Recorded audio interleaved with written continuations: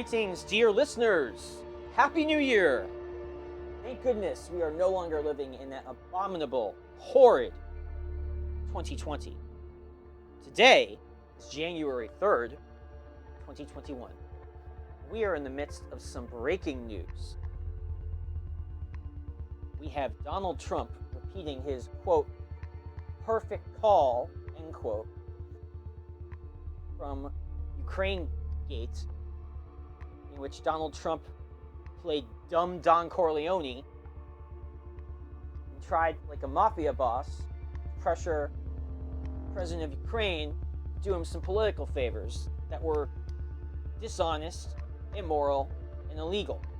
And guess what? We got the same thing going on right now with Georgia's Secretary of State, Brad Raffensperger. Donald Trump called him, and with Raffensperger's counsel on the line, did the same thing. Tried to threaten and pressure them to find votes to help him win the election in Georgia. Well, ladies and gentlemen, you are in luck today. I have the privilege of presenting to you an in-depth conversation I had with that same man, Georgia's Secretary of State, Brad Raffensperger, as well as the Deputy Secretary of State, Jordan Fuchs, and Voting Implementations Manager, Gabriel Sterling. You might remember Gabriel from his viral clip after death threats started coming out against Georgia officials and contractors. And I'm going to play that viral clip for you now before I present to you my interview with these three top Georgia officials: Secretary of State Raffensperger, Deputy Secretary of State Jordan Fuchs, and Voting Implementation Manager Gabriel Sterling. Also, a brief apology to my listeners and to my guests in that I did not have the highest quality setting set with my recording software. An oversight, again, for which I am apologizing, but it's still quite understandable to anyone listening. But again, apologies for that as well. But without further ado, here's the clip of Gabriel. It has all gone too far. All of it. Joe DeGeneva today asked for Chris Krebs, a patriot who ran CISA, to be shot.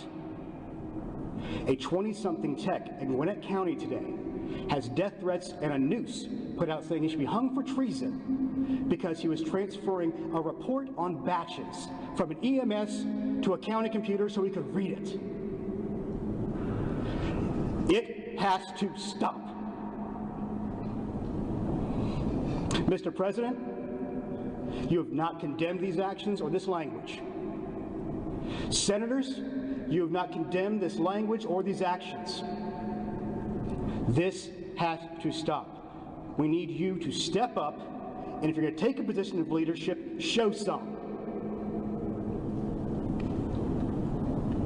My boss, Secretary Raffensperger, his address is out there. They have people doing caravans around their house. They've had people come onto their property.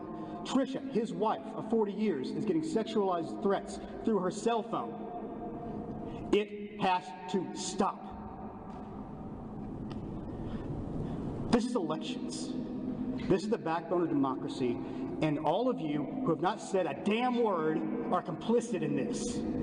I can't begin to explain the level of anger I have right now over this. And every American, every Georgian, Republican and Democrat alike, should have that same level of anger. Mr. President, it looks like you likely lost the state of Georgia. We're investigating. There's always a possibility. I get it. And you have the rights to go through the courts. What you don't have the ability to do, and you need to step up and say this, is stop inspiring people to commit potential acts of violence. Someone's going to get hurt. Someone's going to get shot.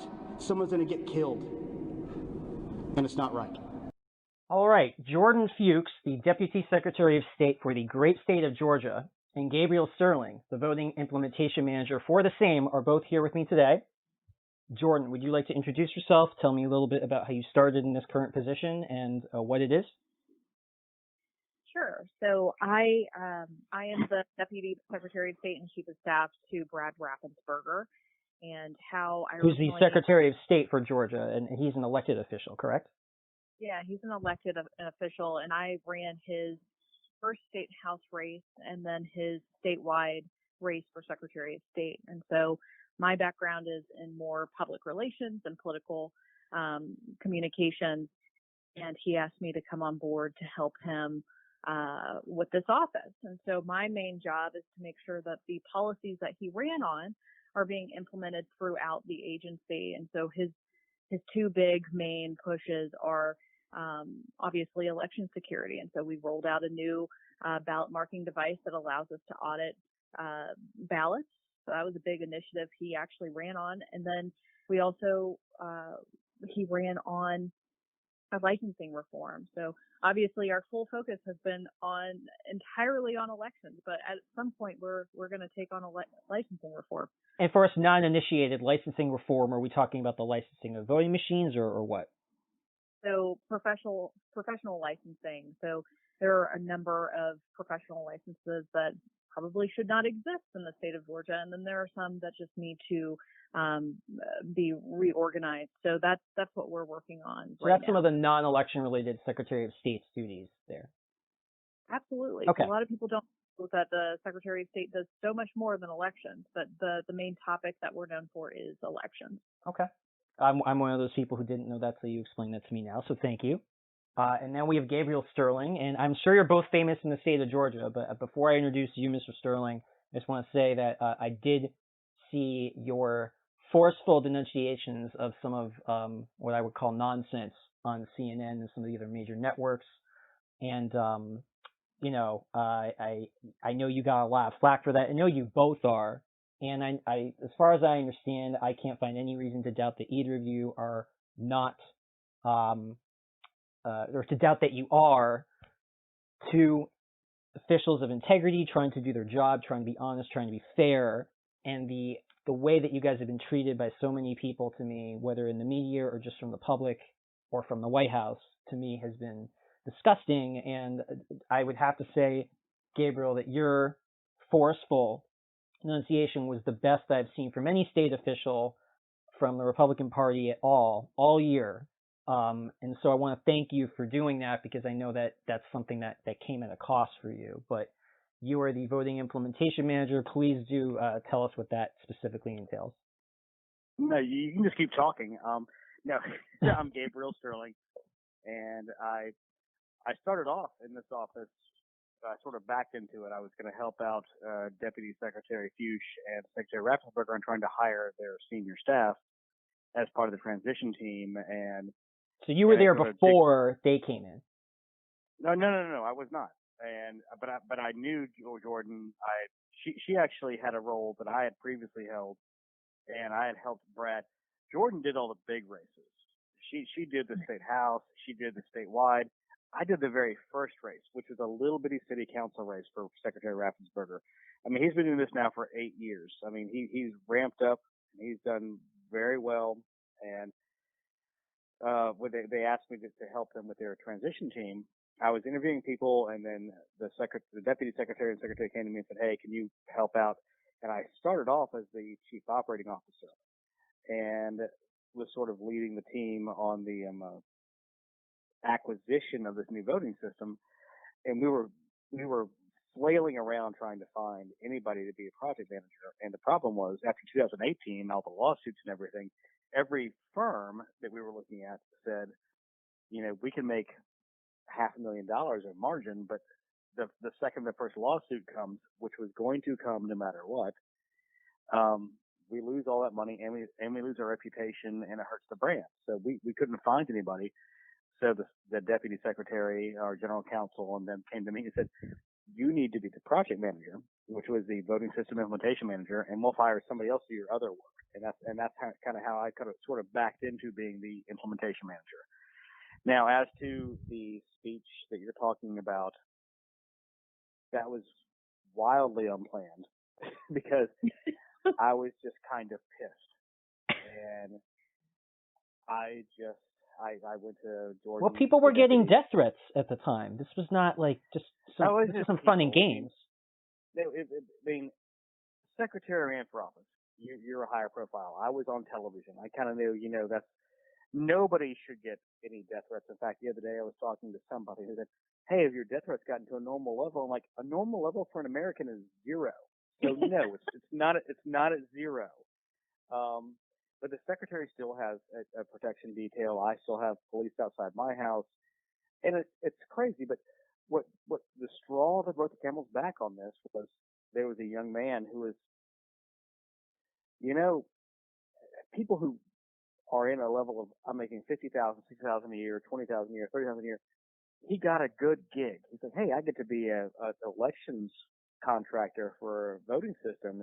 I got a few months of work here." And he had a unique name, and he was doing normal stuff in his processing. And the Dominion project manager called me, and she was audibly shaken when she called me about this, and said, this young man, his family's being harassed now. He's being harassed. He had a unique name so they could find him really quickly. All he did was get a job and was trying to do a good job. And when I talked to Dominion about this, our voting system contractor, he was one of the better contractors they had. And you know what's really impressive to me? Within a day, he didn't go cower in a corner somewhere. He was back at work. He was still doing his job. What he did not deserve to have the death threats that went towards him and the harassment that went towards his family. And that is what kind of made me go over an edge. And when I asked for permission, which I had to, for the deputy and the secretary, they're like, "You do what you do because it's the right thing to do." And that's kind of how we've all approached this job. And that's what, and before I get back to both of you and your relationship with Secretary of State Raffensperger, it bothers me so much that your statement was extraordinary, because these type of threats have been happening all over the country. And a big theme of the protest this summer, whatever side you were on or however you thought about them, was silence is complicity. And when you look at there's such a huge gap, and I want to revisit this later, but there's such a huge gap at this point, and I'm saying this, I'll admit that I'm a Democrat, but this is how I'm seeing it, and I know a lot of other Republicans are seeing it this way too. There's the national level Republican Party, Congress and the White House, and there's the state and local level Republicans. And the state and local level Republicans are doing so much more to stand up for just truth and justice and not having death threats. And I didn't hear Mitch McConnell, the Senate Majority Leader, I didn't hear many Republican senators come out and say, "This is terrible that this young contractor is being threatened." I back up everything that Gabe Sterling said. If anything, there have been attacks against you coming from the national level party. It was almost as if these two U.S. senators didn't even read what occurred, because if you look at their response, they immediately came out and said, "Well, we get death threats too. This is normal." Well, this kid didn't run for U.S. Senate. He didn't run for Secretary of State. He didn't take a job that's high profile.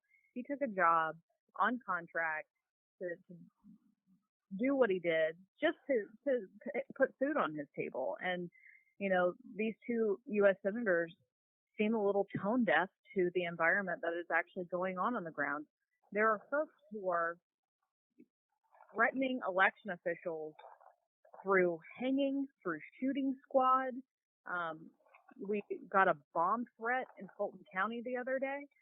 So it's a little infuriating for me to hear, "Well, y'all deserve these threats." Well, actually, no. First of all, nobody does, but especially people who, they just took a job. They don't deserve this. Yeah, and it's not like running for senator. You ask for it, but there's a level of, at the very top levels of the national spectrum, where some of that comes with the territory, and you don't deserve it, but local level election officials and contractors. But even I said, I was on television.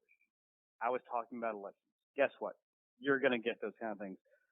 But like Jordan just said, no regular American expects to wake up in the morning and have something in their email going, "We have your address. Sleep with one eye with an eye open." And that's what I've had to deal with. and that's what the secretaries had to do. The secretary's wife got sexualized, violent threats over her personal cell phone. She did. Yes, she married somebody who ran for office. None of that's right. You know, it's all un-American. And the unfortunate situation we have right now is we have a president who will be president for 21 more days, I suppose, is telling people that this has all been a steal, it's all been a scam, and every American has to deal with that, and there are people who want to believe him. And they're my own family members I've had to argue with that this isn't a stolen election. This is a person who lost. And it's not that hard to see that he lost. I mean, 20,000 Georgians just said, you know what, I'm going to skip the presidential. That's not normal. I mean, I'm not going to vote for either one of these two sons of people. They just skipped it. And that's more than the margin. Then you had in 8 counties in metro Atlanta and the 2 counties around University of Georgia, Athens, Clark County, and Oconee County, where Senator David Perdue got 19,000 more votes than the President of the United States. That's not normal. You had every incumbent state House member. We have 102, 103, I think, incumbent state House members that got more votes than the president, other than 9 of them. So like 94 of them got more votes than the president. That's not normal. But guess what? The president is in a situation where he has people who love him and would die on a hill for him, and people who would just kill anybody around him to make him lose. He's a polarizing figure. He's the most polarizing figure in all of our lifetimes. And that's what's so fascinating in terms of how polarizing he is, because as you pointed out, there is something of a split at the top. There were Republicans, lifelong Republicans, or even people who just lean conservative, who voted for their senators and their congressmen as Republicans and voted for the Republican candidates, which is normal. But then there's that disconnect where you look at the percentages. It's just there. It's obvious. Some of them did not support Trump, and they voted for Biden. So the idea that there would be, this is what's been so fascinating to me, that there would be a rigged election in which some of the Republicans would be favored, but then not the president. I mean, that's a level of sophistication that I'm not quite sure how that comes about. Well, I think what we've been consistently saying is that, especially after hours, we're saying that this wasn't a rejection of conservatism or Republican politics. This is a rejection from the top end of the ticket. And so that's how something like this could happen, where you see a number of people, in fact, it's 1 out of 5 Georgians, Republican Georgians, who did not vote for the president. But yet many of our local representatives and state senators who are Republicans, they were reelected, and they carried their districts in higher margins than Trump did in their similar areas. So it is interesting to see. I doubt we'll see something like this again for a while. Maybe. I don't know. One never knows. But to give specific numbers to what Jordan is saying, 53% of the vote for state Senate went to Republicans. 51.5% for the state House went to Republicans. This is not a blue state. This is a red state that said, we kind of think the president's sort of jerky sometimes, and we're not going to deal with it anymore. And that's how that came about. And what's funny about this is you would think that Trump supporters, they know that he rubs a lot of people the wrong way. The idea that they would be shocked that he might turn some people off because of the way he does things should be something that they're quite aware of. And let's be fair. I voted for the president. He rubs me the wrong way, but the policy positions that came out of this, the Supreme Court nominations, the tax cuts, the deregulation, are things that I've spent the last 30 years of my life fighting for. So you kind of pinch your nose and deal with the fact that, yes, he can be kind of an asshat sometimes, but you deal with that. But now, the thing that comes down from that, anything that undermines the small r Republican institutions, the idea that somebody's going to get up and argue that the state legislatures should ignore the voters and sit new electors, or somebody's going to be a congressman and get up and say, I'm going to object to my electors, even though I have no evidence to do it, and try to switch that. The small R, the Republican institutions, the free press, the judicial branch, of which there have been, I think it's 58 or 60 cases been brought before them. They've thrown them all out, and that's the president's specific lawyers. On top of that, another 30 or so cases of random people trying to throw out the elections. And the president continues to undermine them. And in a simple, straightforward way, what was it, Jordan? 2 nights ago, the president of the United States did a tweet that said that our boss, Secretary Raffensperger, had a brother named Ron who works for Huawei, owned by the Communist Chinese, which is provably, repeatedly been shown as fake and false. Well, this comes down to a number of Republicans who are business-minded, who read the newspaper, who understand facts. They expect leaders to also feed facts to the public. And we have congressmen who are misquoting things and outright retweeting disinformation. And then you have the President of the United States who just 9 months ago was telling folks to drink bleach. And the Republicans who put him in office sitting there saying, this isn't quite what we asked for. And it's important to point out, but this is what I want to do is to talk about this a bit before we get to the details of how elections work in Georgia. But you both are not lifelong Democrats. You're not independents who have leaned left or leaned right. You both have been working in Republican politics for years. You both helped Brad Raffensperger get to the point where he is now, and he decided you did such a good job that he brought you on to fill important positions in his administration. Let me lay it out for you. I was 9 years old and wanted Ronald Reagan to beat Jimmy Carter. I first met Jordan Fuchs, who's on the podcast with us right now, when she was 15 at a Republican convention. Was the first time I met her. I mean, I am a lifelong Republican. I'm beyond a lifelong Republican. I'm like hardcore, everything you could possibly think of Republican, and it defines. If you go to my Facebook page and my friends, one of the first things anyone would say is, yeah, he's a conservative Republican guy. That is what I. Well, that's what your Twitter. I think the first word is conservative. Period. I think you're right. I'm pretty sure. And Jordan, like I said, the first time I met her was at a Republican convention. And when was that? 15 years ago? Yes, that was 15 years ago. So I thank you, Gabe, for everybody who can now do math. I'm 30, and so. Oh, yeah, you're the young in here then, that's for sure. But I know. So I've been involved, and I'm one of the few former political consultants who have only worked for Republicans. Gabe, I don't know if you can say that, but I definitely can. And so it's interesting to watch us all kind of be thrown under the bus, called communists, or socialists, or whatever the word. Or that you were in some conspiracy to have Republicans lose. Exactly. Oh, but it was a very sophisticated one where they lost the presidency but won everything else in the state. That's how good it was. That's how good the Democrats are at conspiracies. That's actually probably true. Because we're not good at them. We don't even try. We're so bad. But what was the old line from Will Rogers? I'm not part of an organized party. I'm a Democrat. Something like that. Yes. Yeah. And it's I do have to thank you guys because you talked about SMAR, our Republican. For our listeners, that means we're talking about our democratic republic, our structure of government being a democracy, a representative democracy. And the thing is, every citizen and every official ultimately has to put the SMAR Republican institutions and values, the values that make our system what it is, that mean we are a democracy, that respects human rights and the rule of law. You always have to put that before partisanship. That means you don't cheat. That means you don't break the law. It means that when the law is at odds with how your party leader or party member is acting, you side with the law. And you guys have done that.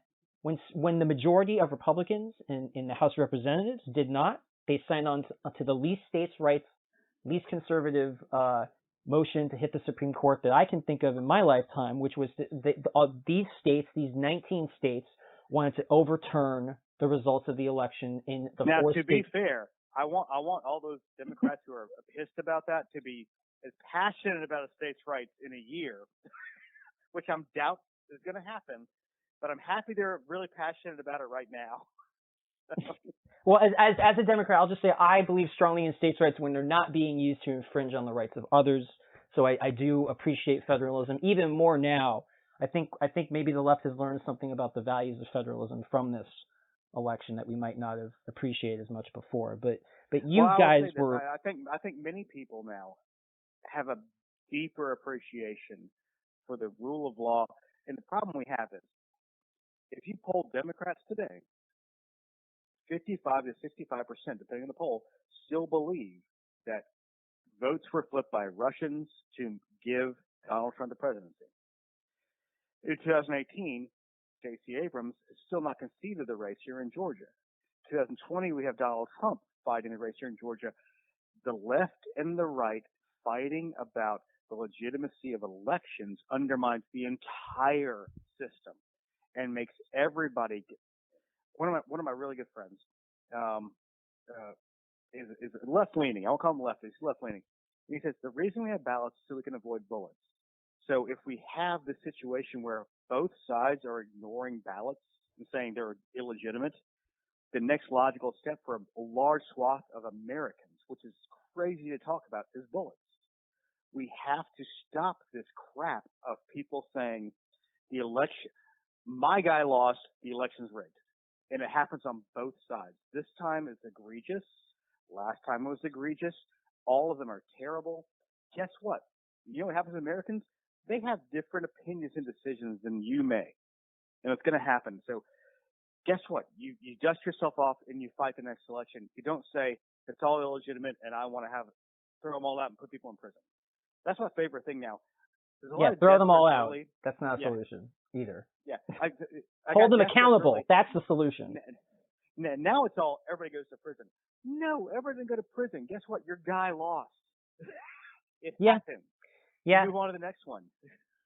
I remember talking to some of my far leftist friends in 2004 who swore that Ohio was stolen, but I guess what I'll point out to avoid the both sidesism, because I know it has happened on both sides, I'll point out that I believe there was one congresswoman, maybe a few other people in the House, and there was one senator, there's more than one congresswoman, there was one senator who made it clear from the beginning, I think it was Barbara Boxer, back in 2005, I'm not trying to overturn the results of the election, but I want to talk about election integrity issues.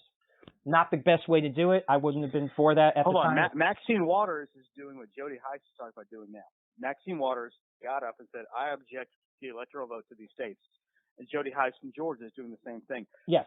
It's but at the Senate level, repeatedly. Sure. At the Senate level, though, there was the only way it can actually be explored is if at least one person from both members of both chambers. It's at both sides. It has to be one person, and they have to caucus together. So you did I don't think that's going to happen in most states. Well, what happened is you had one senator from California in 2005 who said from the beginning, I'm not trying to overturn the election results, but let's talk about these issues. In this case, I'm nervous. I hope I'm wrong. I hope it's just Josh Hawley. But you already had exactly. And you had over 126 members of the House sign on to that lawsuit that was trying to overturn the results of the election in your state. So I do think about states' rights. Yeah, so I do think both sides have got to be careful about this kind of stuff. But I would say that what's happening now is at a level that is far beyond what happened in 2005. And I really hope the left doesn't respond by increasing their attacks, because what I see happening is this sort of all-out warfare where everybody is going to be treated in opposition, like the way Trump was treated in opposition. And I hope we can kind of move past Trump and the way he brought out what he brought out and just sort of have things go back. Okay. But it's difficult. How old are you? 39. Okay. A lot of this started in 1986. Now I get to be the old gray-headed guy on the podcast. It always starts in slices. It started with the Bork nomination. And we are now to the point where this is not my opposition. This is my enemy. And this is you proving you're actually a Republican and not a Democrat. This is a good point you're making. But this is definitely a Republican point. It's just not a Republican, but this is an American point. What we come down to is now, this is not my opposition. This is my enemy. And when my enemy does anything, it is immoral and a crime. And it's both sides do it now. I mean, that's where we are. And if you look at how they turn out voters now, and I've said this, and I'm sure that you have probably heard a couple of the podcasts I've done. Democrats now run campaign ads saying, your life depends on us winning. I remember, I think it was 2012, there was an ad where if Mitt Romney wins, we're kicking grandma off the wheelchair down the stairs or something, which is pretty... that was Paul Ryan putting him over the edge. That's beside the point. But there was John Lewis in this state that said, your very life depends on this. And the issue you've come down to is that both sides have basically said, and I've said this is the worst place we can be, and this is where we are. I do not believe that if Republicans win, they're going to set Democrats on fire. I do not believe if Democrats win, they're going to set Republicans on fire.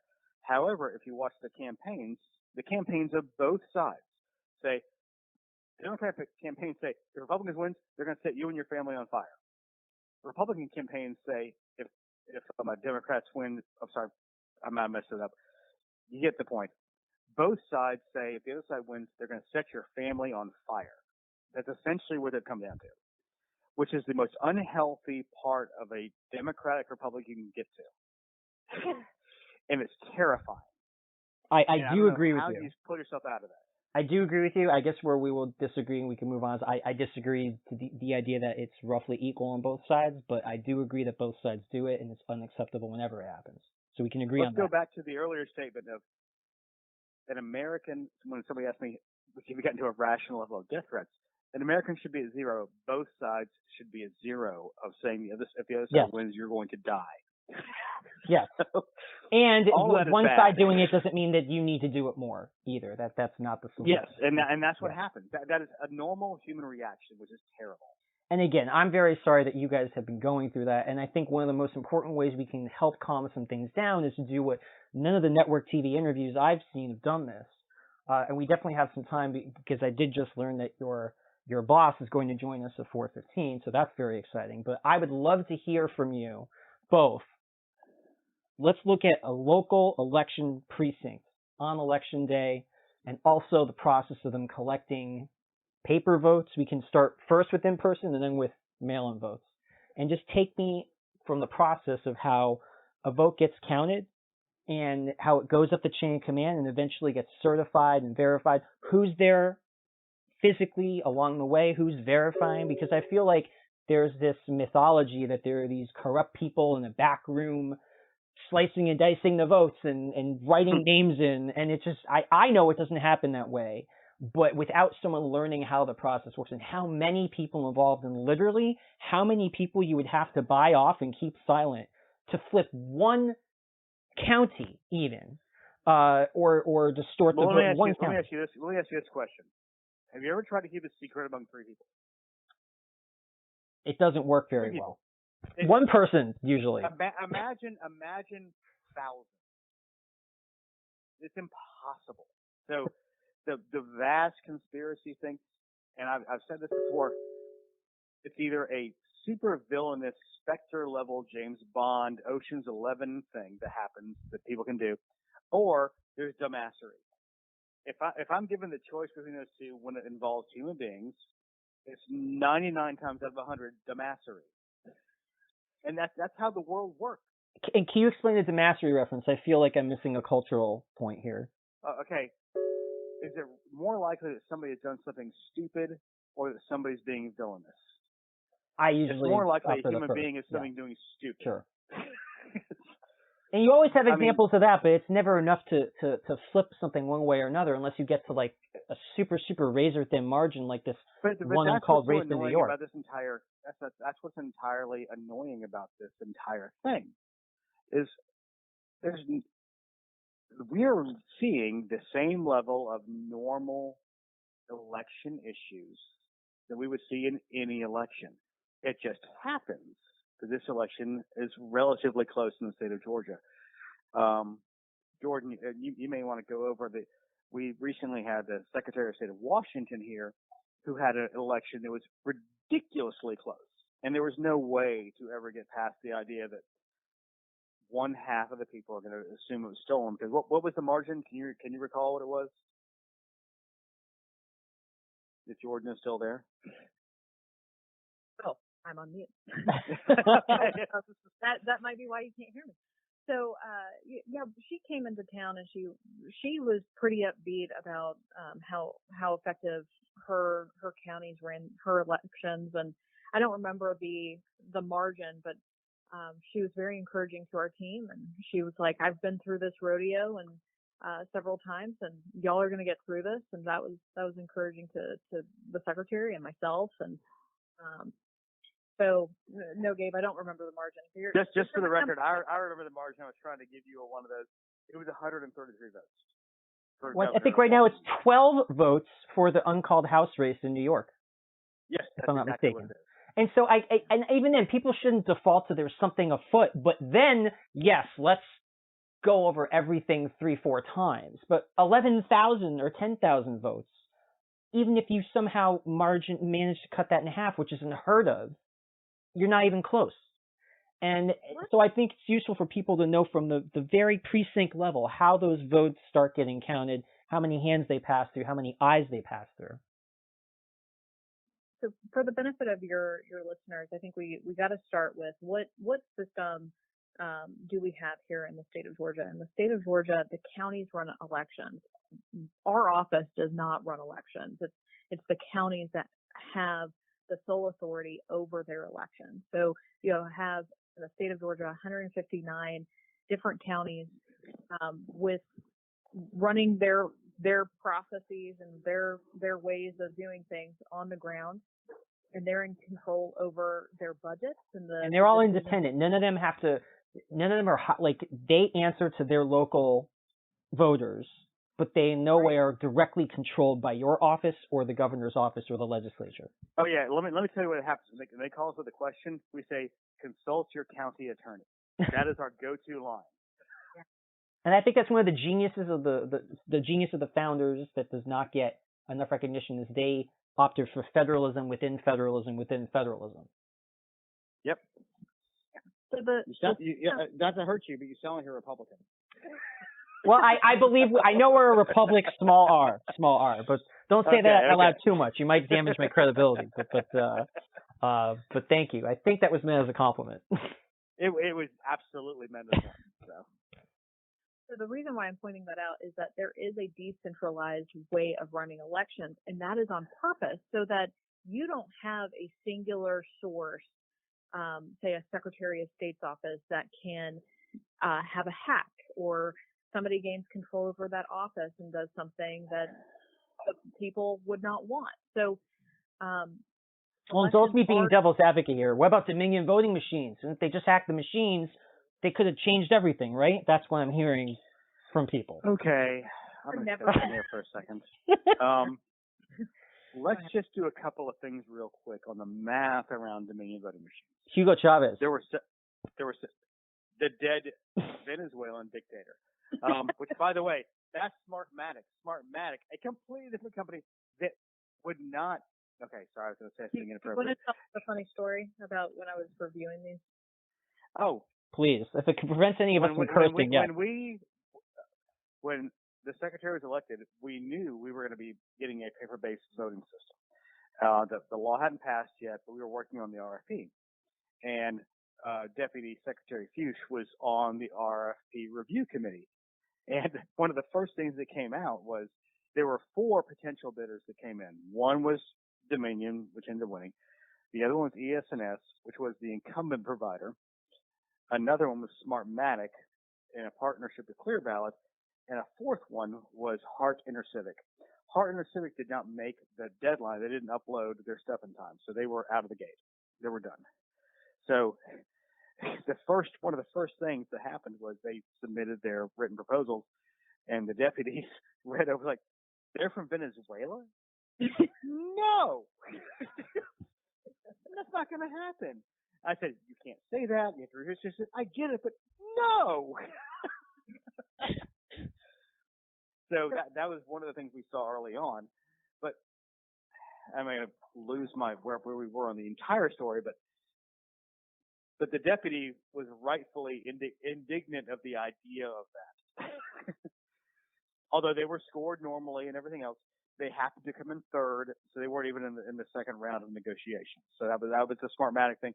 And one of the more irritating, frustrating, insane things is this whole Sidney Powell, Rudy Giuliani thing of like, oh, it was the All-Stars Venezuelan thing.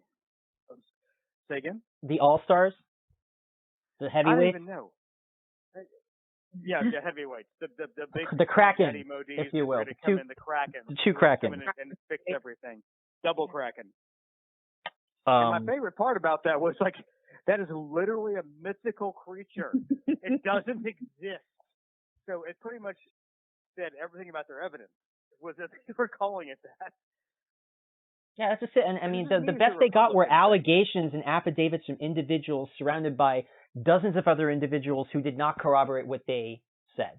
In other words, people that the judiciary correctly ruled were not credible because there were no people that corroborated their nonsensical accounts.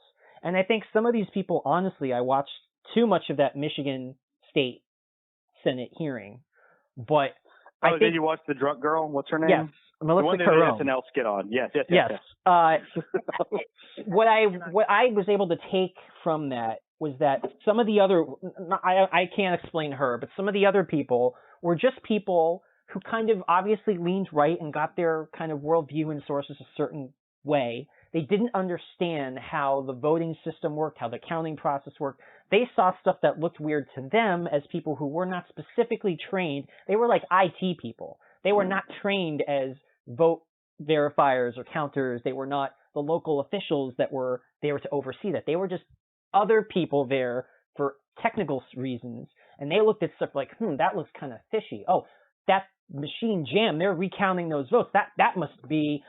And they don't know what they're talking about. And then with their capacity, with their limited understanding, they're just saying what they think looks kind of strange, but you didn't get any of this from people who were, generally speaking, actually election observers or with the local parties, not the Trump campaign trying to bang on their way door, because people don't understand that when the Trump campaign sometimes didn't have access, it meant that with coronavirus restrictions and other things, you already had Republicans, Democrats, and independents properly proportions there and already filling up enough space, and that you couldn't get too many more people in there. It's not that Republicans were being shut out. It's that Trump campaign workers trying to get in on top of Republican officials that were already there. And I think these distinctions were just not made often enough, and the discussion didn't get into that. That's not a question they're not made often enough.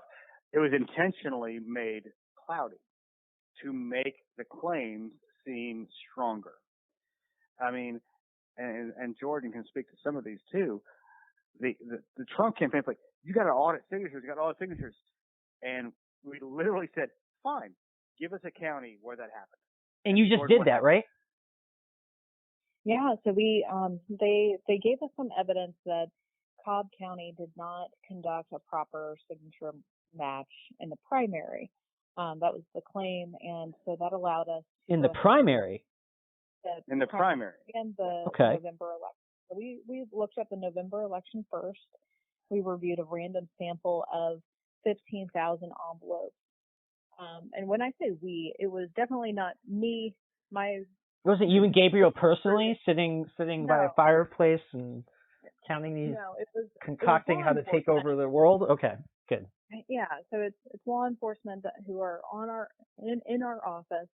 They're investigators who are on staff who are trained in this.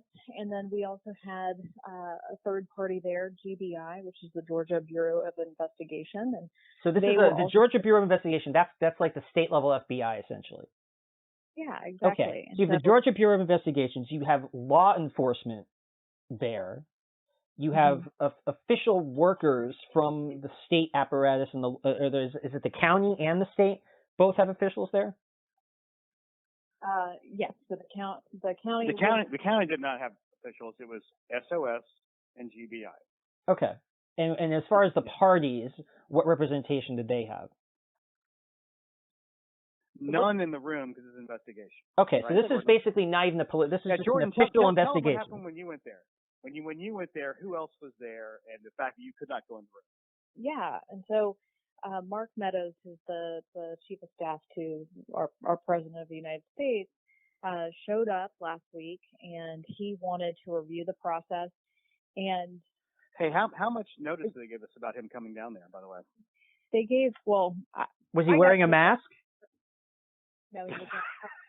Because I want to point that out. He keeps not doing it, even when he's gotten sick and he's spread it to other people. I mean, this is okay. For the record, he was not wearing a mask. Everyone, such an example. That's great. Excuse me.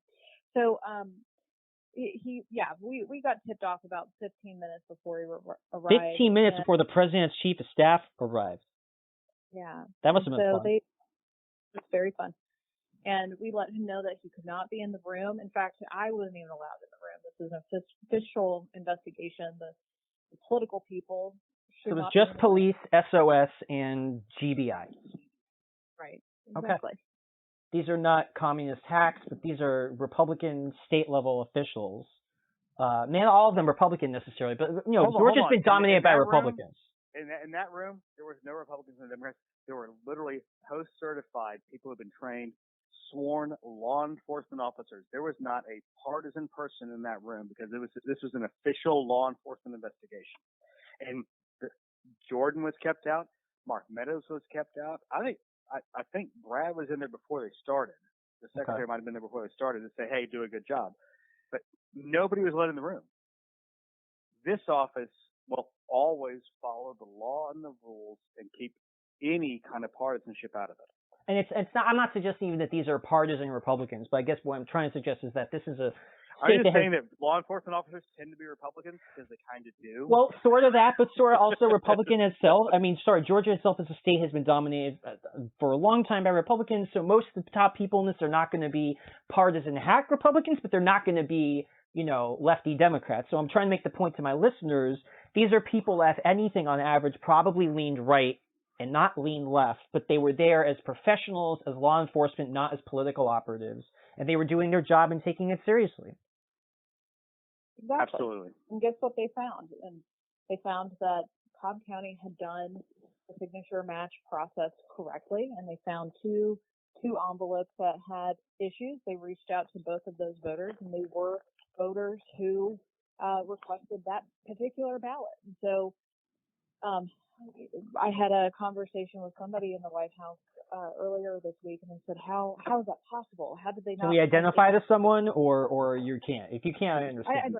It's okay. Okay. But so this person said, statistically there would be issues. Well, when you have a process in place to catch the fraud on the front end, this would be the result if that process works. So in the state of Georgia, we match signatures twice before a ballot is ever cast. You match the signature on the application before you issue that absentee ballot, and then before an absentee ballot is removed from that envelope and counted, a signature is confirmed and matched again. And so we can at least say in Cobb County that process did work. And we can say that, just judging from what you told me about the White House official, this really has been from the beginning a series of accusations in search of evidence. I can say that. Yes, that is absolutely what has happened through this whole situation. I mean, starting from what was really funny about this is it was really close on Tuesday night. We came around to Wednesday, and I've been public about this before. Around Jordan, when did I call you and Chris and Blake and them and say we're having an issue because the president, given what was out there, I was doing kind of internal vote counting thing. He's going to lose by about 10,000 votes. He ended up losing by about 12,000 votes. So it's kind of close. But that was on Wednesday, but they didn't know. So both the Biden campaign and the Trump campaign didn't say a word for a week? Was it a week or 9 days? It didn't say anything. Week. And so Gabe and I are sitting here looking at the numbers coming out of Fulton and DeKalb and Clayton County. This is on election night? Realizing this is days after the election. Oh, this is during the recounts and the audit. No. This is the first time around. If you go back and look, neither campaign said a word about Georgia for days. because they didn't know who was going to win. The AP hadn't called it, and I was working with Kate Brumback. And good luck She was again like, this time around. "Call I think it." you're going to go through a second round of that with these Senate races. I think they're both going to be close. Yeah, I'm sure of it. Yeah, So the that's AP very likely. refused to go ahead and call the race. And so Gabe and I sat down and looked at what was outstanding in terms of what needed to be counted. And they were all coming from areas that were heavily 70, 80% Democrat areas. So it was very clear that this race was going to narrow and it was going to turn for Biden. And that's another point I want to make is that people were so shocked that why are the mail-in votes so overwhelmingly Democratic? Because most of the votes were already coming from Democratic areas because most Republicans voted on Election Day and most Democrats voted by mail, and that would be gee, why did that happen? If the President of the United States says, hey, members of my party, don't trust mail-in absentee ballots. I mean, it's so shocking. It was so predictable. They tell you to do that, and they do that. Well, it's like the SNL skit with the Jets fans saying, wait, the Jets were up 3 points in the first quarter. Where are all these other points in the second, third, and fourth quarters? And I can bring that up as a Jets fan. From Atlanta, where they were up by 28-3 at the half against the Patriots in the Super Bowl. This is really don't rub this raw thing that hard because that's very difficult for us to deal with. Yeah, or a Knicks fan with Reggie Miller and like 12 seconds left up 9. Oh my God! Yeah. Pull that one out. Yeah, that's so the secretary would like to go ahead and get on the call if that's okay. Oh, now he wants to get in. Great. Okay, so what I can do is I'll edit out this sort of onboarding part, and I'll. We just did sports analogies. Damn it! Come on, we got to. I'll get the sports analogies in. Don't worry. But then I'm gonna have to hop off. Let Brad shine. I can stand. Well, listen, Jordan, as you get off. All right, so I'm going to edit this so it's not a mess, but I'm going to say this while you're still on now. Thank you so much for your time. I appreciate what you're doing. I know that Brad's more out in the front, but you're behind him each step of the way. You've been with him for a long time. You're doing a lot of the work that he's, doing too, and you're supporting him. You're just sort of more behind the scenes, but we have a chance to get to know you a bit, to learn that you are not a communist and that you are someone who takes your job seriously, and you're a lifelong Republican who is just trying to show that these elections were fair and that sometimes your side loses and you just have to deal with that. Believe me, as a Democrat, I'm used to lots of losing elections, so I understand that.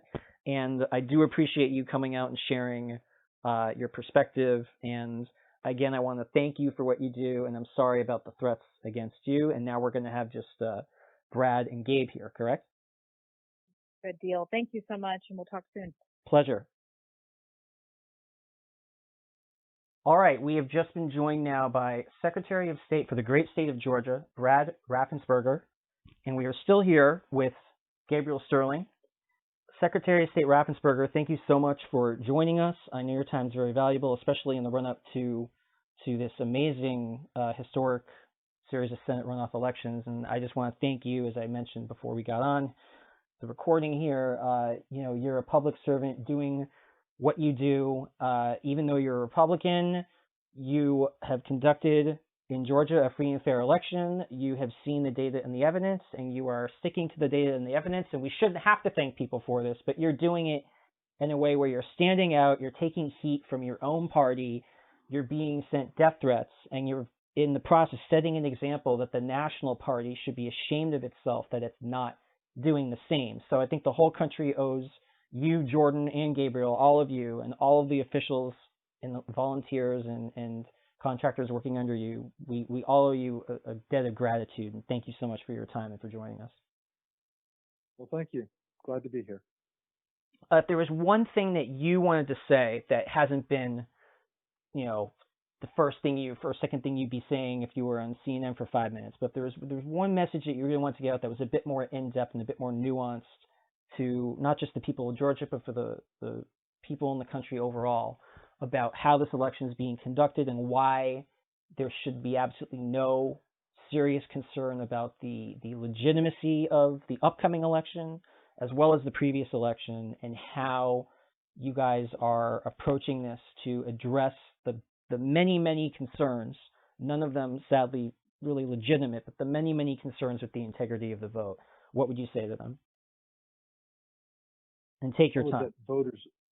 I would first off let voters know that we understand it was a close race, and I said for 6 months, maybe 9 months coming into this race, that at the end of the day, we understood that probably half the people would be happy, and the other half would be, unhappy with the results. We got that, but we wanted everyone to have 100% confidence in the results, and that's why we had a verifiable paper ballot trail. That's why when we knew that when we saw what happened with COVID, that people were going to vote absentee, we stood up an online portal for absentee ballot applications, which is secure. It's secure, but it's also fast and efficient. And so it really is the best of what you never see in the private sector, because we stood it up in less than a month. So it's pretty amazing what we accomplished to give people that sense of security. And so we've also been very transparent throughout the process. And whenever we had to decide, do we tell people this, or do we, can they see behind the curtain? Because a lot of times what county election officials do, they don't have observers there. We said, no, you need to have observers there to make sure that people can see the process. It's not that the counties weren't doing anything not, right, but there was just really so many issues and comments raised about what are they doing, because people really didn't understand the nuances, the intricacies of the election process. And a lot of times, I think the best you can do is, pull down that curtain, let people look in and see what the process is. And so we have a very transparent process. As we're counting absentee ballots today in Fulton County, it's online. You can watch the video 24/7 and see what's going on there. And I think that's a good thing. So we've been very transparent. And at the end of the day, when people ask the question, well, we said we have to do our first risk limiting audit. Let's do the presidential race. We understand its national significance. We understand that people in Georgia, I think both sides, to be honest with you, were surprised with the results. I think Democrats couldn't believe that they caught that big fish. They've been out there, going after this for years, and all of a sudden, wow, we won. What do we do with it? Was it 92 the last time? Bill Clinton first time? That's the last time a Democrat won Georgia, 13,842 votes. I happen to be the political director for George H.W. Bush. So, yes, we lost by 13,842 votes, if memory serves. Another reminder that Gabriel is not a Democrat, a communist, or a socialist there. Correct. And let me go back to echo the Secretary's point on the hand tally that we did. We did it. The law called for an audit. He chose rather bravely to do the presidential race, knowing the significance of it. And when we did the hand tally, normally in a hand tally, we have numerous studies. We noted a Rice study, I believe, that showed normally you have 1-2% difference when a hand tally happens. In our state, for the difference in ballots for hand tallying, it was 0.1053%, and for the margin, it was 0.0099%. So it absolutely, without a doubt, showed that the machines scanned and counted the ballots that were cast properly.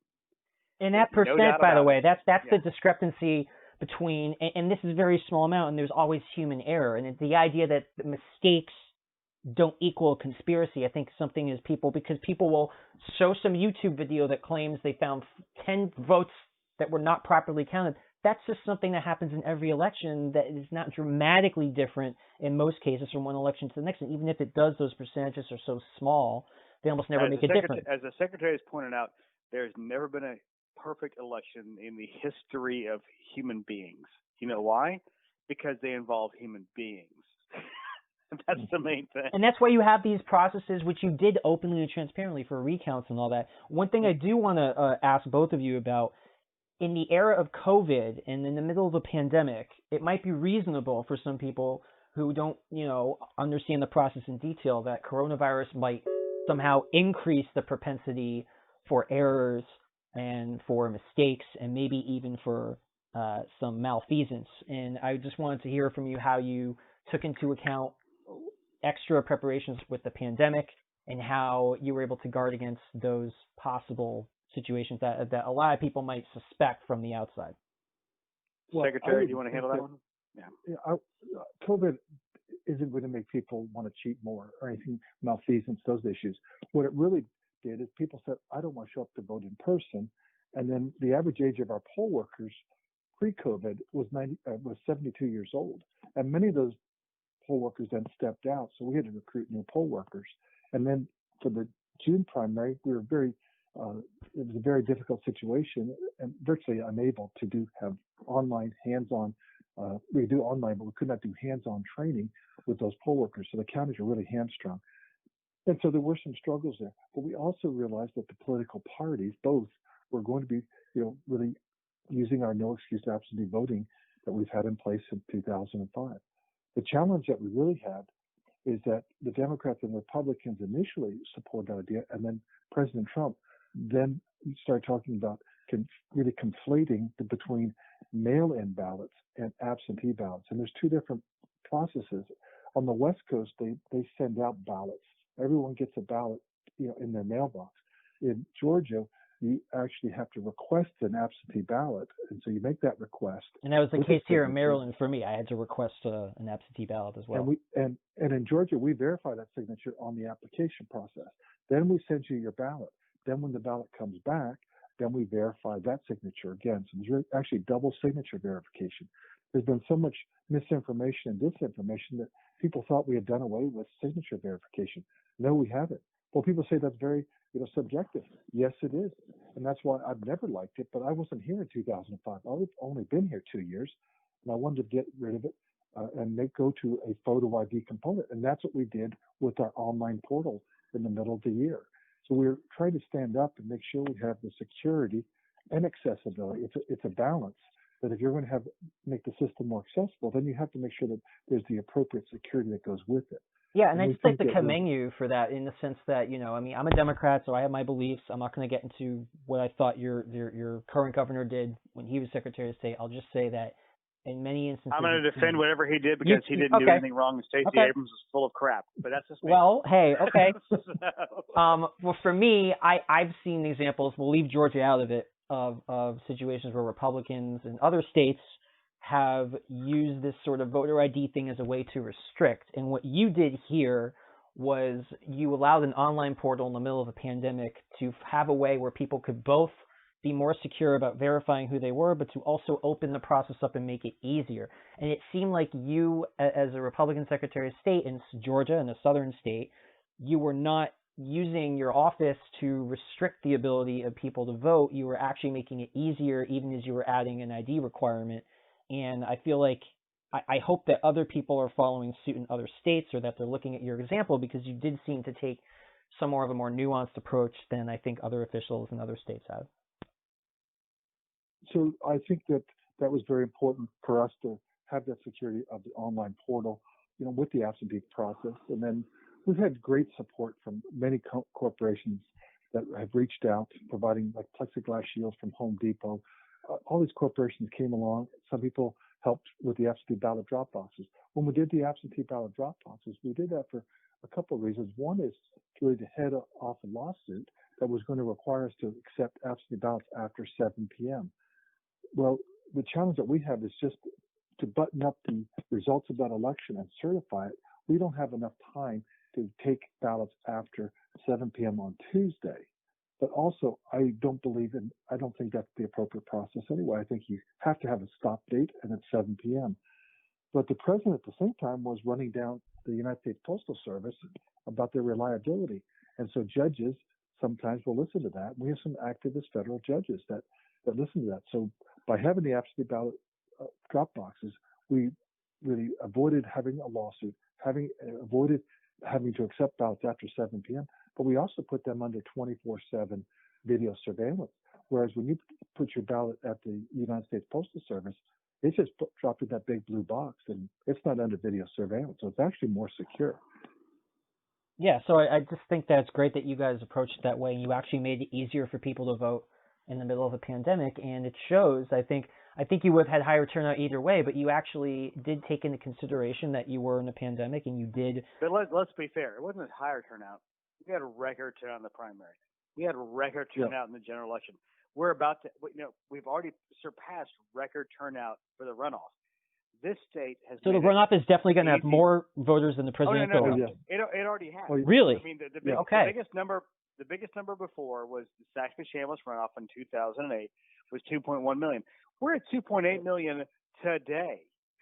There's another day of absentee of early voting, plus absentee voting coming in, plus election day. We're going to blow that out of the water. And election day was what, 4.9 million, right? Roughly? No. Yeah, It was 5 million ballots cast.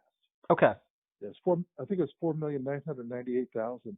Of people who voted for president, but 20,000 people to skip the presidential race, which might slightly be the margin the president lost by.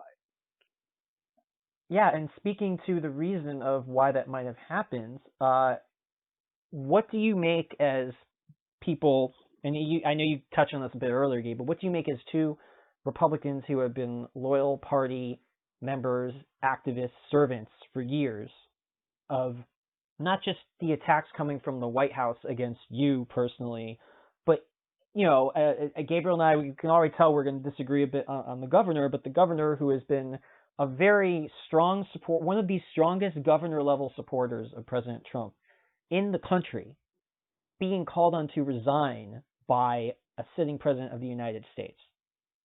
I always have to say a sitting president of the United States. If I say Donald Trump, I feel like it's just, okay, that's what he does. It's a sitting president of the United States calling on a governor following the law in his state to resign. I don't know if I've ever heard of that, even going back to Reconstruction. Secretary? Well, I believe that President Trump has also asked for my resignation also. Be that as it may, I'm not going anywhere. We have an election to run here on January 5th, and I am a party guy, so I voted for our two Republican nominees, and we actually have a PSC, Public Service Commission statewide race also at the same time. So we have 3 seats, and I vote the team. I always have, and I know obviously you must vote the other team, and God bless you. But I voted for one Republican in Connecticut way back in the day. I voted for Chris Shays. I think it was in the year 2000. But that was Chris Shays. Is he really a Republican? I'm kidding. I love Chris Shays. Yeah. Okay. Sorry. Yeah, and I actually came to DC to visit his office. He gave me a tour and took me on the Capitol subway, like the underground tram underneath the Capitol building. Everything was really nice. And in my view, he stood up in ways that I appreciated to the Bush administration. So that willingness to be bipartisan. I try to be not a blind team down the ballot person, but I usually am these days. So not blind, but I do vote D all the way these days. The Secretary, finish up your thought on that. Well, I was just going to say, if you want to pin me down what I am, I'm a Ronald Reagan conservative. But I think that I really align with voters. I think they're craving stable, competent, effective small government conservatives. In Georgia, we actually balance our budget every year, and that's a good thing. And people are looking for us to be effective. And if you look at what we've done with our office, with the limited resources we have, we've leveraged things out. We had last year, we also are in charge of corporations, and no one cares about that right now. They all care about is elections. So we had 165,000 new corporations that were registered this past year. It was just a record number. So we continue. Especially during a pandemic, that's impressive. You're talking about 2019 or 2020? There's a lot of side gigs going on there. Yeah. All the people lost their jobs forming their own company, I suppose. But probably.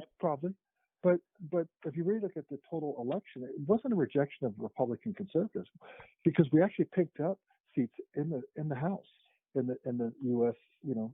Congress, and we did well in our state House. We did well in our state Senate here in Georgia, and so people are looking for solutions that work, and they want government to work for themselves.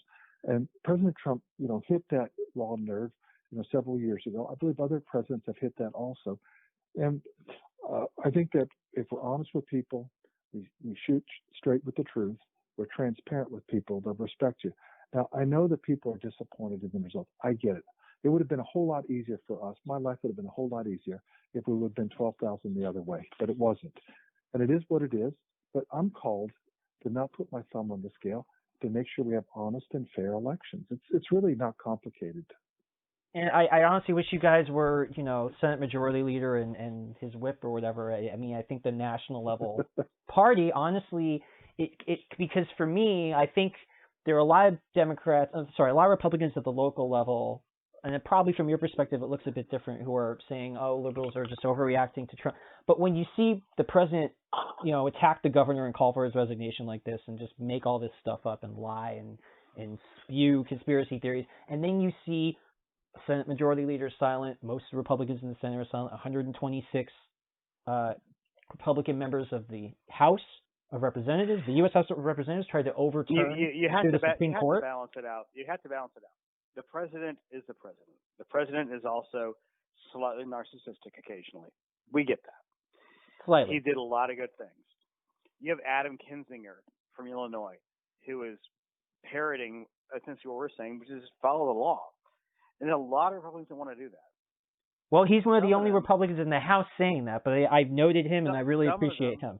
Yes, some of them are stuck in a box right now where they're based. And if you go back, and I said this to you earlier, but I'll go deeper into it now. We have a situation now where all Republicans are in deep red districts, all Democrats are in deep blue districts, and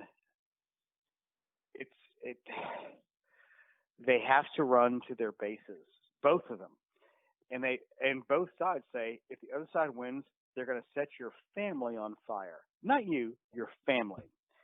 This goes both ways, and it's terrible right now because the president is now driving the train on this, and he's basically saying, if you don't believe in me, then you don't believe in America.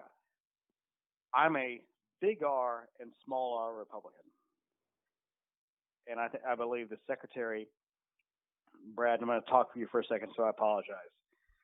You believe in America and Americans, and this too shall pass. We will find a way to be believing in America and the processes we have again. It's difficult right now. Both the Secretary and I voted for President Trump. We wanted him to win. We cared about the things that he did.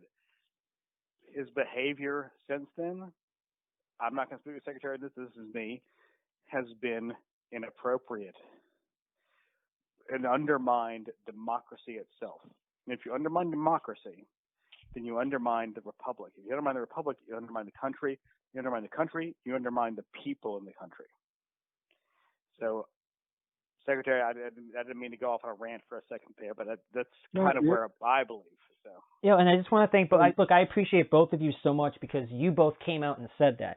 Adam Kinzinger is one of the only members of the House of Representatives who said that. Mitt Romney is one of the only members of the Senate, which is slightly increasing, but it's still a very small minority of Republicans in the Senate.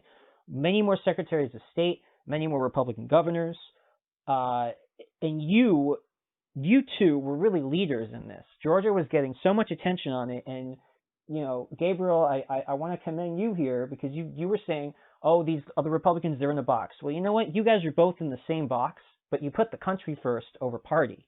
And you showed by your example. And, look, I'm a Democrat. I cried in 2004. I cried a lot more in 2016. I've done a lot of research, liberal tears. I provided Ben Shapiro with probably 100 mugs worth. But okay. I've done a lot of research. I drank too much on 2016, fell asleep and woke up and like, holy crap, you won. That wasn't a surprise for you. It's a bit different for me. But I did a lot of research into the entire Russia situation, and we have zero evidence that the Russians did anything to actually change votes, whether or not they influenced people. That's a whole different discussion. But I view Donald Trump, once the Electoral College certified him, and the vote totals themselves, they seem legitimate. The Obama administration was there to investigate if any vote totals had been messed around with, and they did not find any evidence.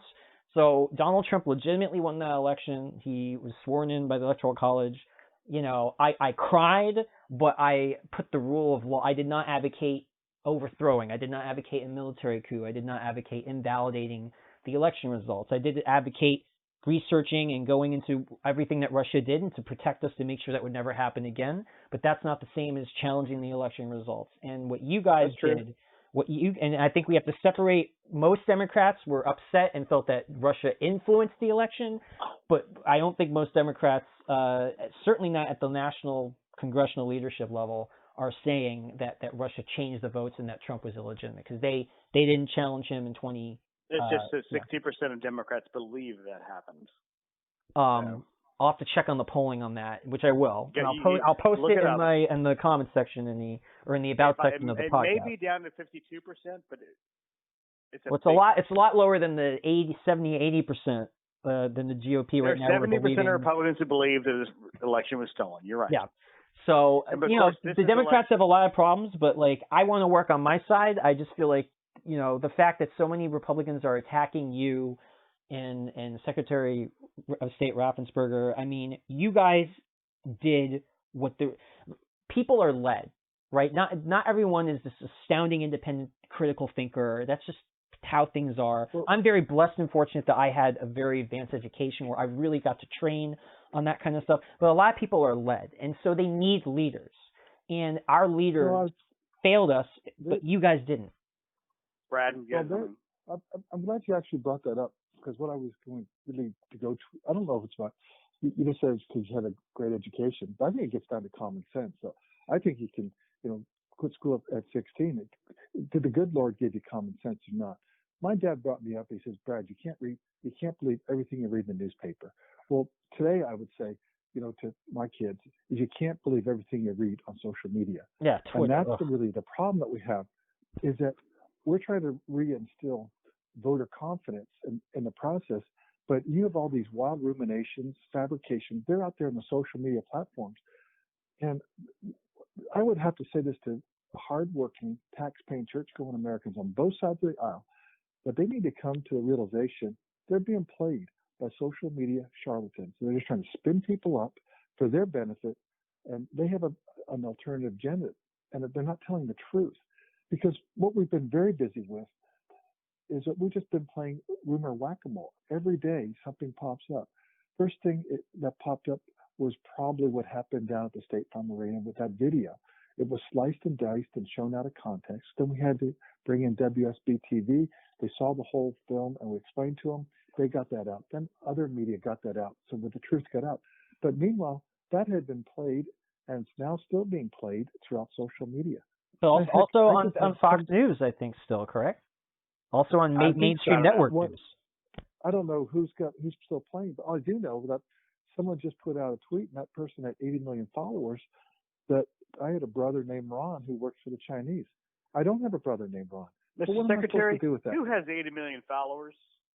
That was you? There's one person that I can think of with 80 million followers. Exactly. So here, where our office, I probably have 40,000 followers, and so we understand that when there's a big megaphone out there, we don't have it, but we just continue, to be very methodical about knocking these down bit by bit, and that's all we really can do is say, here's what the facts are, here's what the facts are, and we just believe in being open, transparent. It's like I said, there's nothing really complicated about it. The challenge that we have is that we have a very small staff. We don't have 1,000 people to get back and knock down these rumors. One pops up, we knock down the other one. It's true yeoman's work, but that's the problem our democracy is having, is that individuals cannot compete with coordinated disinformation that turns into misinformation and is further amplified, and especially when that misinformation has a state sponsor in the form of Russia that is hitting both the far right and the far left. It's not Russia right now so much as we got from the FBI. It's Iran. It's Iran right now that is the biggest one on the death threats and amplifying the questioning of the election. Well, that's according to DNI Ratcliffe, correct? No, Russia does it, but Iran is a bigger one right now, especially on the side of really dividing people. Well, I will research that some more. I actually have been specializing a bit in that. I think it's Russia, but I will post some sources and let people see both sides. You go back to the really deep investigative thing of my Facebook page. you can find where I also did a Twitter out on that from FBI on that one. And I know there was an Iranian thing where they were trying to target, I think, Black Lives Matter voters and trying to threaten them. We have outside groups that are trying to find these divisive things and do that to all of us. And the secretary has gotten it worse than I have to a degree. I mean, not even to a degree. He's got people doing parades around his house, have come into his yard. He's got sexualized threats against his wife on her personal cell phone. And the day it happened? The day it started? When the president made Kelly Loeffler and David Perdue call for his resignation. The day that happened, that's when the death threat started. What I want to point out is this is something I've very specifically written about, and if you guys are interested, I'm happy to share what I've been writing about this. But there's a sort of series of amplification networks where it might start off as a very artificially amplified Russian disinformation point that's picked up by certain, often right-wing, but also, Matt Taibbi, Glenn Greenwald, they'll pick up on the same kind of stuff. Then it becomes part of the kind of more independent or fringe media conversation, and it goes from Breitbart and The Intercept to eventually mainstream press, but then so many other people have read it by then, and then it's just being naturally shared and amplified by normal people on social media, not even realizing where it originates. And then it gets to people like the President of the United States. And this is, in terms of, again, I'm not saying that the President... Okay, but let's be fair. The President of the United States has people around him who say, hey, by the way, this is bullcrap. He ought to have those people around him. He is choosing not to listen to them. Oh, of course. But that's from the beginning of his presidency, increasingly so. And, when he's amplifying it, and then it hits Fox, and then it's on the far left media, and, then the mainstream press, the middle and the left of center press is also talking about the same stuff. And then you guys are on the ground in Georgia, in one state, with your small teams and your small offices trying to say, no, this is, it's, and then they don't trust you because you're quote unquote the deep state or part of some deep state conspiracy or something. I mean, it must be very frustrating. No, it's mainly China right now. Isn't that right, Brad? Or are you Chinese? We're getting paid off by the Chinese communists? Well, people put out there that I have a brother, Ron, who works, and he's not my brother, who works for the Chinese. So what do you do with that? And, people finally realized, and enough press people said, Brad doesn't have a brother named Ron. Thank you. But it's out there. But your brother's named Quentin, right? Yeah. And so... So they don't even bother to get the basic facts right, but it doesn't matter because they believe what they want to believe and they just keep resharing it and it becomes their reality. Right. But the fact is, people are looking and grasping at straws. Like the whole process when we purchased our machines from Dominion, it was a department, it was DOES, it was government procurement. We had very strict rules on that. I wasn't even on the team that evaluated it. So it was an independent review. And they went through qualitative and quantitative, and that's how Dominion ended up with the contract. And the stuff is just out there. But then they have taken shots at the accuracy of the machines. Does it flip votes? Well, in Georgia, that's when we did the hand recount. When we did the hand retally every single ballot, compared it to the machine tally, we got the same answer virtually. Then that really put that to bed, you would have thought. Now, this is actually an important detail I want to get to on that. Should have put us to bed. But so when a ballot is counted, is there a particular can a ballot be counted twice or three times? If they go through and they put it through 3 or 4 times, they can do 1,000 times. They can. But if you do a hand retally, that's going to show up. So the machine, if a ballot of a particular person is machine counted more than once, it can count more than one times, but the hand recount. But the thing is, a particular person. Go ahead, Brad. What Gabe is saying is that when you scan the ballot, it drops into a big box. If someone opened up the box and then kept on pulling that ballot out and redoing it, yes, you could. But here's what also would be notified: is we had 1,000 people showed up that were checked in. Then the counter on the scanner should say the BMD would say there's 1,000 people that use the BMD, the ballot marking device today. Then there's also 1,000 scans. There should be 1,000 pieces of paper. If all of a sudden they say, whoa, there's 1,000 pieces of paper, but there's 1,200 scans on this, something doesn't compute. In other words, It would get found out through the checking of the process. And so it's fail-safe. But then put that aside, once you did 100% retally and said, we have 5 million ballots that were scanned on a machine, guess what? We have 5 million ballots plus or minus a few hundred. It was very minor in the whole total scheme of things. And the numbers were virtually the same as gave you that percentage. It was it was less than 0.2%. And that's I think what's so important for people to understand is you may have a situation let's say for the sake of argument, because I don't think there's any evidence that this actually happened in Georgia or anywhere else yet that I've heard of. And I've only heard of that one example of voter fraud, I believe in Pennsylvania, where some Trump guy voted with his dead mom's thing as well. That's the only example. We have one here in Georgia, potentially. We haven't fully investigated. Okay, one. Literally one. Literally, I want everyone listening. Literally one. 74 potential felons. We're investigating those.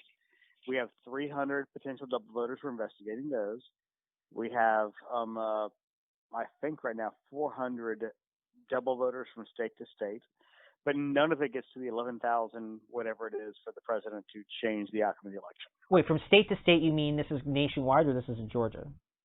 In Georgia. Okay, Georgia. So there's several hundred irregularities that are being investigated. And you know what they're called?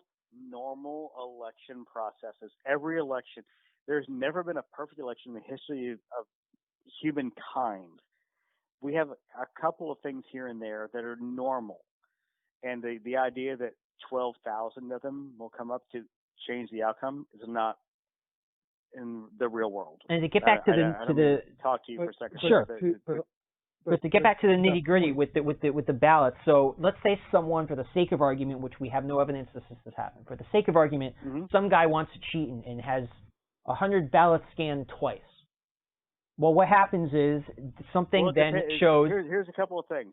Is it a election day ballot or is it an absentee ballot? Let's say it's an election day ballot. Election day ballots are done on security paper, which has a particular fiber in it, which we can run a laser over it and say, hey, this isn't normal. But we literally did a hand count of 5 million ballots, and it came back at 0.1053%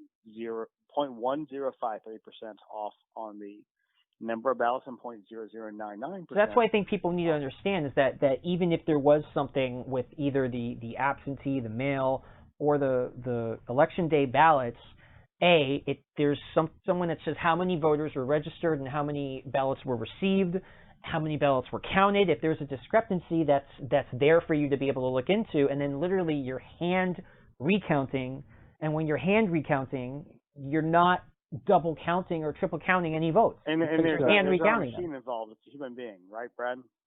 Yeah, but that's your point, is that when we did the hand recount, the numbers in over 50 of the counties, the numbers of the hand recount and also the machine count were identical.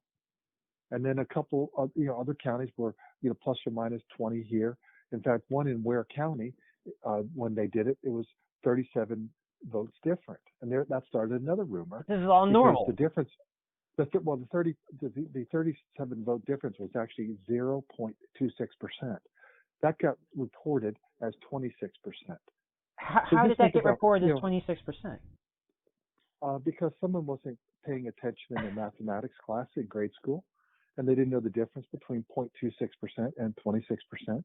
It's really embarrassing. I wouldn't put out a tweet like that, and if I did, I'd take it down. But people put out stuff like that, and so then we have to go back and whack that rumor down and point out it's just, folks, you moved it over 2 decimal places. It's real simple. But by the time you've done that, Breitbart and all these other independent weirdos and Russian bots and whoever have already retweeted, so it exists independent of that individual account, and this is misinformation and how it spreads. And I'm not trying to only pick on Republicans, but I remember in the Arizona primary in 2016, there were some delays in the lines, and the Bernie people were screaming about voter fraud in the Arizona primary. I'm like, these are not in districts that favored Bernie.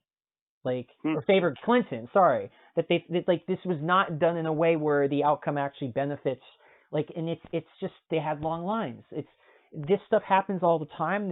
Sometimes it's worse in some cases than others. But can we get you on recording to say that long lines happen all the time? Because they didn't in Georgia in November of 2020.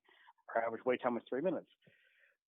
Secretary, I know you have to get to a call here in a couple of minutes, so let's if we can try to wrap it up here in the next 2 or 3 sure. minutes. If there's especially any concluding thoughts that you have, Secretary.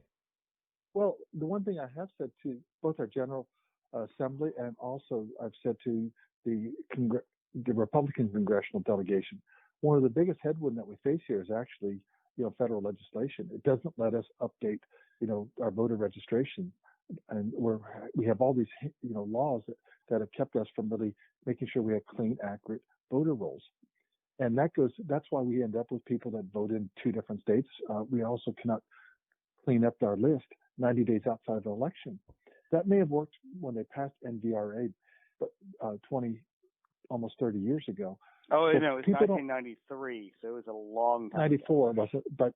But what people don't realize is that we have 7.6 million voters on our voter rolls. And studies show that 11% of Americans move every year. That's 800,000 Georgians that are moving every year. And when you can't update your voter rolls in 90 days, that's 25% of the year. That's 200,000.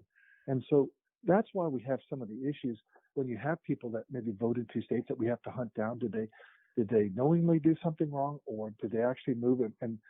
But boil that all back down to, we have about 1,000 total potential votes. That's not actual, and in most of those cases, those aren't people trying to vote twice. Those are people where they just had some misunderstanding with the system, correct? Well, that 1,000 will get whittled down to some bit lower number. It always does. That's the total potential universe right now. But that's something that we really need to work on. And in fact, what's 5 million votes, 1,000. That's the public should be very confident in this system where 1,000 of 5 million votes, almost 5 million. Stop talking crazy.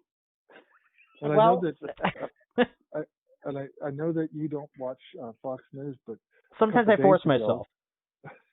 Well, Congressman Bo Brooks was on there on the 28th, and he referred to the 2005 Presidential Bipartisan Commission report, which I've read several times. That's about election integrity and security. But then he said, quote, for the past 15 years, Congress did nothing. And so I was talking to some congressmen. They didn't like when I said that. But Republicans had control for 2 years, and they could have worked on, really fixing that. Because as soon as Nancy Pelosi got control, she had H.R. 1, which I do not support. It's a federal overreach. It's federal takeover of elections.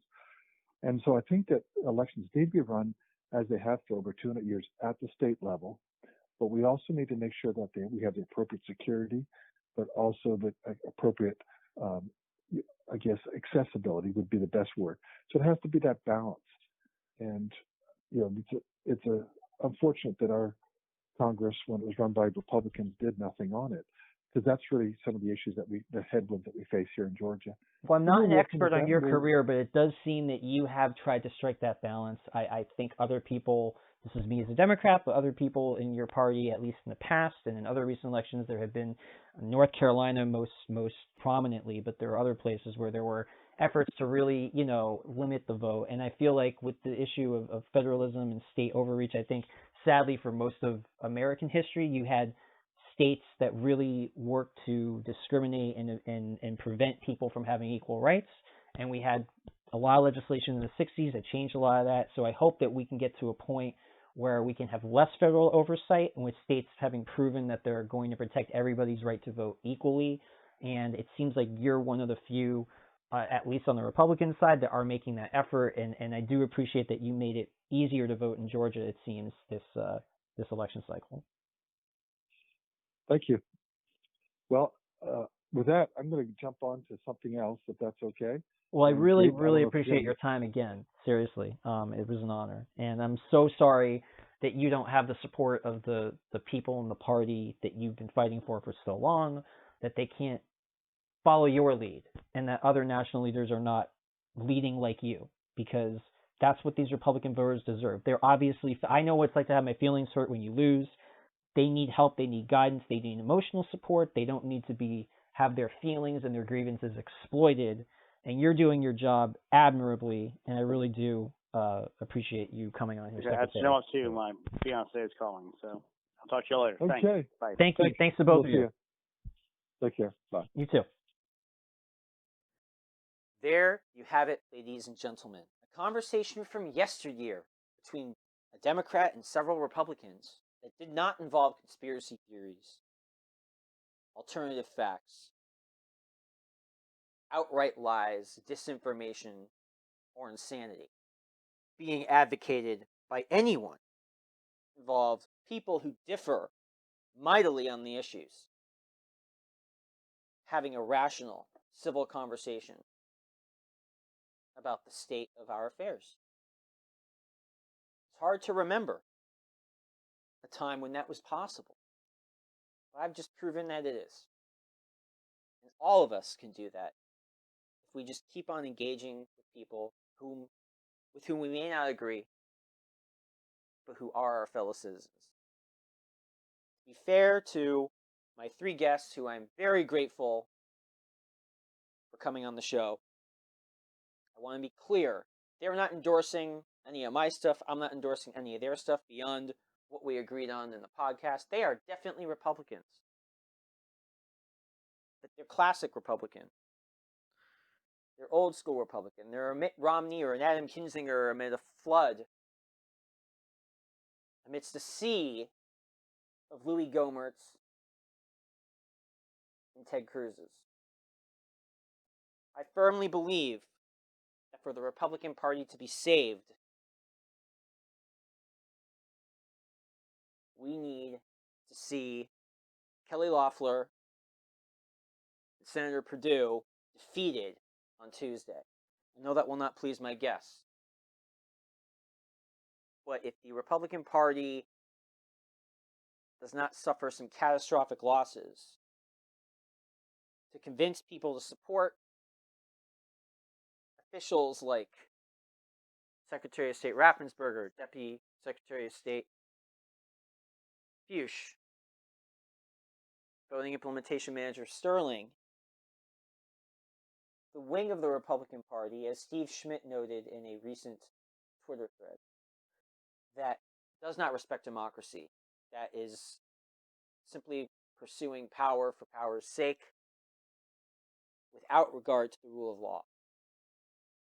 I believe that they are going to destroy the Raffenspergers, Fuchses, and Sterlings of the party.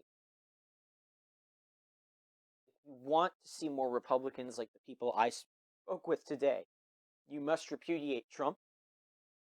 You must repudiate these two awful Senate candidates in Georgia. Again, I'm speaking for myself, certainly not my guests, okay? But I'm serious. This democracy cannot function, the House divided. We need two parties with at least with different ideas, but that operate with integrity, civility, and rationality. And we do not have that. Again, I want to thank my guests for presenting an alternative reality where we can envision national level Republicans behaving with dignity, grace, and operating within reality.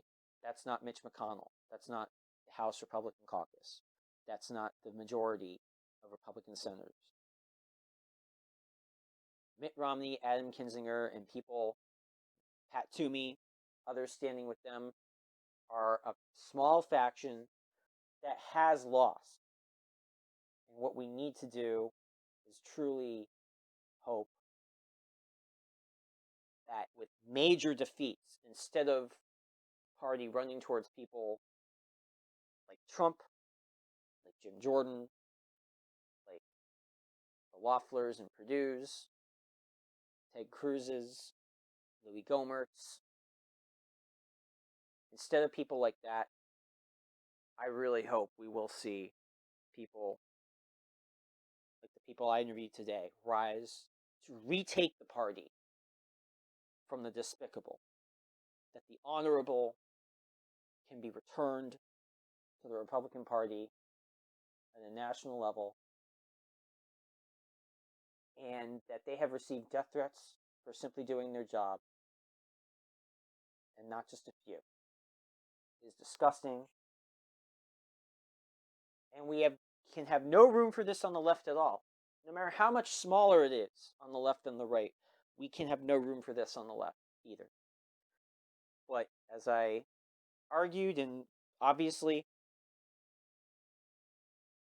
I'm a Democrat, they're Republicans, we'll disagree on a whole host of issues. We won't look at Brian Kemp or the Bork nomination or Stacey Abrams' race the same way, but we can still respect the rule of law. We can still respect the Constitution. We can still respect each other. We can respect elections. We can respect their outcomes. None of that's happening at the national level with the Republican Party today. And again, I think I made my point. People I interviewed, I hope in some way, are the future of the party. I fear that they are not. There's a whole lot of people now basically saying what I wrote right after Trump's inauguration, that fascism has crept in and taken over the Republican Party. But there are Republicans who resist. There are Republicans who refuse to go along when push comes to shove. At least at this moment, at this hour, to go along with that. You heard 3 of them today. They are brave. They deserve our respect. They deserve to be safe. They deserve to be heard. In my own small way, I hope that I was able to give them a platform to really go into detail on the work of democracy that they do in Georgia. How none of the accusations from the Trump supporters, from the Trump administration, from Trump himself, from far-right media, how none of those accusations about the election being rigged or stolen or what have you have any merit. And I do hope that someday I can be talking to perhaps Senator Raffensperger or Senator Fuchs or Senator Gabriel Sterling, because that's what the Republicans need. They need candidates with integrity, professionalism, and that can joke about sports, politics, about it becoming a blood sport, who also passionately believe in what they believe, but are willing to play by the rules and respect the rule of law and the Constitution. Thank you so much to all of you for listening today. And again, may this new year truly be a happy new year, not the horror show